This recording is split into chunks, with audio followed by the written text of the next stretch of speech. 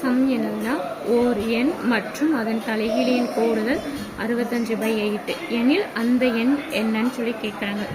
ஒரு எண் அப்படிங்கிறத எக்ஸ்ன்னு வச்சுக்கிடுவோம். அதோட தலைகீழின்னு பார்த்தோம்னா 1/x. எக்ஸோட தலைகீழி 1/x தானே ஒரு எண். அப்போ ஒரு எண்கிறது எக்ஸ்ன்னு எடுத்தோமா எக்ஸ். அதன் தலைகீழியின் கூடுதல், அப்போ தலைகீழியோட கூடுதல்னா இப்போ ப்ளஸ் போட்டுக்கணும். அது என்னது 65/8 இருக்குது. அப்போ எக்ஸ் இப்படி இருந்துச்சுன்னா இது இந்த சைடு கொண்டு போகலாமா? அப்போ x² பெருக்கலாமா?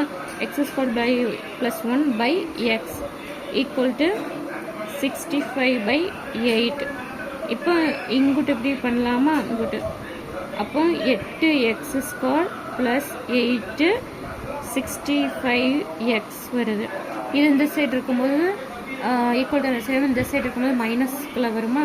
8x² - 65x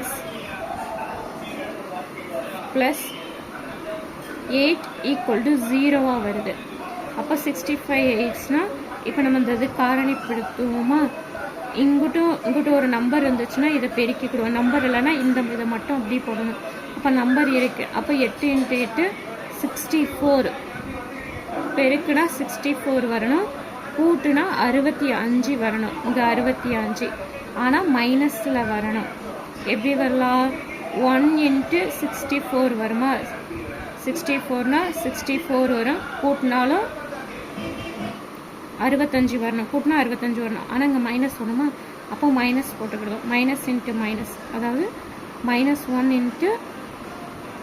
64. மைனஸ் மைனஸ்னால் இங்கே மைனஸ் வந்துடுமா? 65.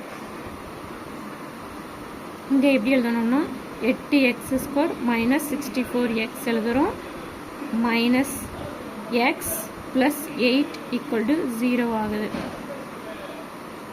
அப்புறம் இங்கே இந்த ரெண்டுக்கும் காமனாக எடுத்துக்கலாமா? 8x காமனாக எடுத்துக்கலாமா? அப்போ இங்கே எனது எக்ஸ் மட்டும் இருக்கும். இங்கே 8 × 8 = 64 தானே, 8 மட்டும் இருக்கும். அப்போ மைனஸ் இங்கே 1 காமனாக எடுத்துக்கலாமா? எக்ஸ் மைனஸ் எடுத்துக்கிடுவோம். அப்போ இங்கே ஒரு மைனஸ் ஆயிருமா? ஏன்னா இந்த மைனஸ் மைனஸ் தான் ப்ளஸ் ஆகும். அப்போ இங்கே என்னது 8x - 1, இந்த ரெண்டையும் x - 8 இருக்குது. அப்போது 8x = 1 இருக்குமா? அப்போ x = 1/8. இங்கே என்னது x = 8 தான் ஆன்சர்.